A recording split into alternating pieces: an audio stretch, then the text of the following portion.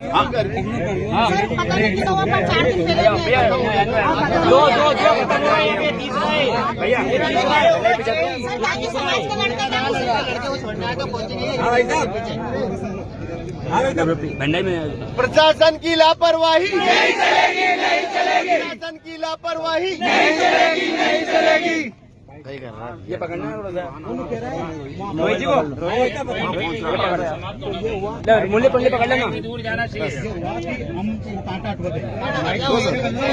तो यहाँ अरे थोड़ा सा पास कर लो, थोड़ा नीचे कर लो मूल्य।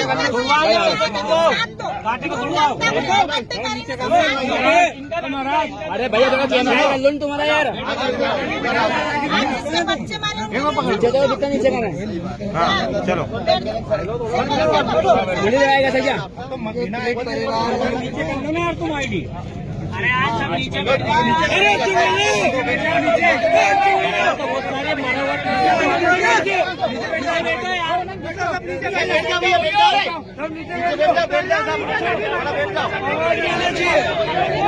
कपिल भैया नीरज धर्मा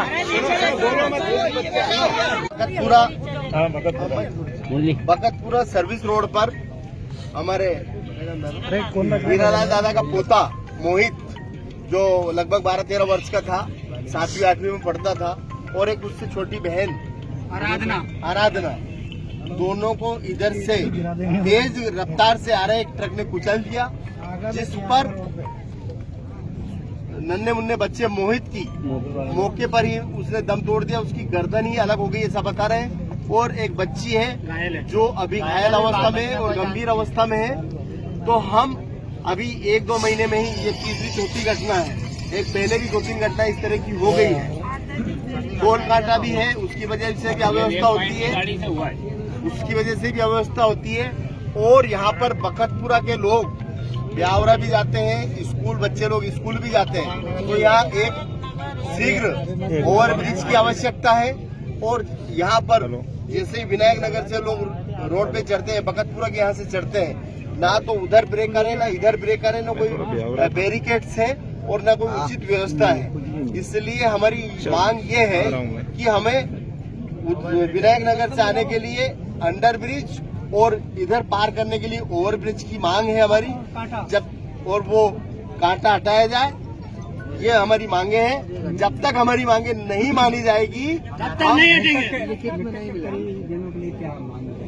हम मृतक के परिवार को 50 लाख रुपए मृतक के परिजनों को आर्थिक सहायता मिले। एक ही पुत्र था जो एक ही पुत्री थी जो भी गंभीर अवस्था में घायल है, परंतु कोई सुनने वाला नहीं है। आप देखें यहाँ पे दोनों तरफ चारों सर्विस रोड पर भी 2-2 किलोमीटर तक लंबी लाइन लग चुकी है, पर अभी तक प्रशासन का कोई नुमाइंदा यहाँ नहीं आया, कोई सुनने वाला नहीं है। मृतक के परिजनों को उस नन्हे मुन्ने मोहित, ये आप दादा देख रहे हैं हमारे, ये इनका पोता था, गरीबी हालत में अपना जीवन यापन कर रहे हैं, और एक वही सहारा था मोहित ही। ऐसे में मृतक के परिवार को 50 लाख रुपए की राहत राशि दी जाए। जब भी एक्सीडेंट होते हैं प्रशासन कुछ समय के लिए चेतता है और वापस निद्रा में सो जाता है, तो उसके लेकर क्या प्रशासन ने कुछ भी नहीं, ये प्रशासन की लापरवाही है।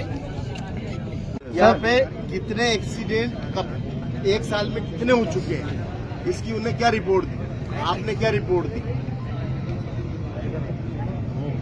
सर जो ये रेक वाले का मामला है उनसे बात नहीं रेक के ट्रक भी हटना चाहिए, कांटा भी हटना चाहिए, तो रोड वाले रैक वाले को तो अभी बंद करा गया जी, कि आपका स्थायी रूप से ट्रांसपोर्ट ब्लैक लिस्टेड कर दिया जाता है। ये ट्रांसपोर्ट जो भी हो, जिसका भी हो, परमानेंट गाड़ी खड़ी रहती है ट्रांसपोर्ट वाली, जिसमें ट्रांसपोर्ट के पूरी लाइन पे खड़ी रहती रुकिए है भैया, ट्रांसपोर्ट ट्रांसपोर्ट के जिस भी ट्रांसपोर्टर के ट्रक के कारण ये कोई घटना आइंदा घटती है तो परमानेंट ही उसका ब्लैक लिस्टेड, और उसकी वजह से अगर ये घटना घटती है तो 302 भी उसके लग सकते हैं। 304 तो लगी 4 लग जाए, 304 कह रहा था नत्ते का, हम तो आइंदा 302 की मांग करेंगे। 304 जब उसको आपने समझा दिया एक गरीब आदमी का मासूम पोता चला गया है ना भैया, रुक जा। एक गरीब आदमी का मासूम पोता चला गया, एक ही बेटा था, उसका तो घर ही उजड़ गया, उसका तो चिराग ही बुझ गया। ठीक, हम अपने स्वार्थ में नहीं बैठे, ये बहनें हमारी आई है, ये इनका कोई स्वार्थ नहीं है, कोई धनगर समाज से, कोई राव समाज से। मैं अपनी तरफ से मैं बात करती हूँ आपसे। मैं मुझे भी कोई ऐसा स्वार्थ नहीं है कि मैं यहीं पर ब्यावरा में जिंदगी भर रहूंगी। ये मेरी भी कुछ लगती है, मालूम है ना मुझे, और ना मुझे अपना ऐसा कुछ है कि भैया कि सॉल्यूशन ना निकले। तो हेलो, पर वो दबाव वाली बात क्यों करते हैं? अपने विधायक जी के पास हम दादागिरी से हटा देंगे। तो आप बना लो पूरे जिले का, मध्य प्रदेश का मंदसौर में एक किसान मरा और सारे सभी पड़ गए वहाँ। अभी तो प्रमोशन पे है, ये घटना घट गई, प्रमोशन खत्म। आप मेरी बात समझो। गलत बात बोला उन्होंने मुझसे, ये हम बर्दाश्त नहीं बोलना चाहिए ना, दादागिरी वाली बात। चलो आप कानून का काम करिए, हम गैर कानूनी काम करेंगे। हमें मुलजिम बनाइए, आप फरियादी बनिए, क्या दिक्कत है? कई लोग रोड पे फंसे हुए हैं जिनको आवश्यक जानना है। आप मेरी अगर गांधी जी अपन मानवता की बात कर रहे हैं, अपन मानवता के अलावा मैं एसडीओपी की तरफ बात नहीं कर रही। एक्सेप्ट करता हूँ, मेरी बात सुनेंगे, हाँ बोलो, 2 मिनट आप मेरी बात सुने। एक मानवता के आधार पर बात कर रही हूँ मैं आपसे। बहुत सारे लोग, आप औरतें हैं, आपके भी छोटे छोटे बच्चे परेशान हो रहे होते हैं, तब आपको समझ में आती है। बहुत सी औरतें वहाँ पीछे फंसी हुई हैं, बहुत से लोग जो बीमार होंगे वो पीछे फंसे हुए हैं। दांगी जी, आप सिर्फ ब्यावरा के लिए करना चाह रहे हैं कि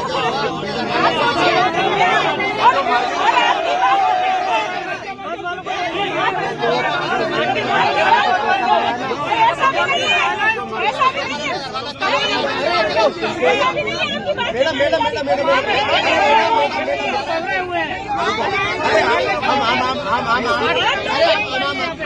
बात भी मानी जा रही है ना सर, की बात प्रॉब्लम है ना, फिर क्यों रोके हो?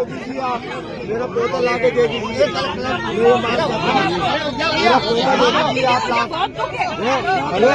आप तो ऐसे बात कर रही हो, उस और भी तो लोग परेशान हो रहे हैं। मैडम, अरे मैडम, ये समस्या ये है कि 1 महीने में 4था एक्सीडेंट है। ठीक सर, ये हम जानते हैं कि कोर्ट का आदेश है, रोड को जाम नहीं कर सकते, कानून अपराध है, हमें पता है इस बात का। ठीक, पर अब किसी गरीब का मासूम बेटा, एक ही इकलौता बेटा है, उसने जान खो दी, उसकी एक बेटी गंभीर अवस्था में घायल है, और ऐसे 1 महीने के अंदर 4थी घटना है ये। अब सर हम कहाँ तक ये अन्याय सहते रहे? किसी माँ की कोख कब तक उजड़ती रहेगी?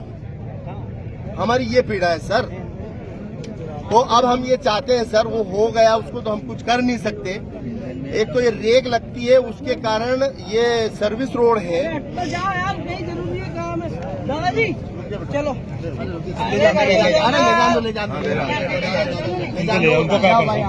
वो एक ये रेक लगती है, उसके कारण सर्विस रोड पे दोनों साइड ट्रक खड़े रहते हैं। एक टोल काटा है, उसके कारण ट्रक खड़े रहते हैं। तो एक तो भैया रुक जा रहे, तो एक तो सर सर्विस रोड स्थित और सुरक्षित रहे, और वहाँ पे जहाँ अधिक से अधिक ब्रेकर बन जाए सब जगह, और एक भैया यार एक टोल काटा हट जाए, ट्रांसपोर्ट वाले दूसरा एक और रेक लगे, तो एक भी ट्रक अब आइंदा सर सर्विस रोड पे ना रहे। और जो ट्रांसपोर्ट एसडीएम साहब बता रहे हैं कि उनको नोटिस देंगे, नोटिस के साथ मेरा ये निवेदन है कि उसमें ऐसी एक लाइन भी डाल दी जाए कि उनको हमेशा के लिए ब्लैक लिस्टेड कर दिया जाए जिस ट्रांसपोर्टर के कारण। दूसरी डिमांड हमारी ये है कि यहाँ पे सर ओवर ब्रिज बनना चाहिए, मतलब जो जैसे रेलिंग का रहता है ना, वहाँ पे जेपी स्कूल के यहाँ लगा है, वो भी भारी समस्या है विनायक नगर और बकरतारपुरा की। हमारे बकरतारपुरा विनायक नगर, उसका प्रपोजल भी आपके द्वारा सर चला जाए। तीसरा हमारी ये है कि सर मृतक के परिजन को क्या सहायता, हमारी तो 50 लाख की मांग है, पर एक बेटा मर गया है, तो आप क्या करवा सकते हैं? तो सर आप एक्सीडेंट में अपन क्या करेंगे, कितना अपन आर्थिक सहायता अपन करना है? जी सर, लगभग सर संभावना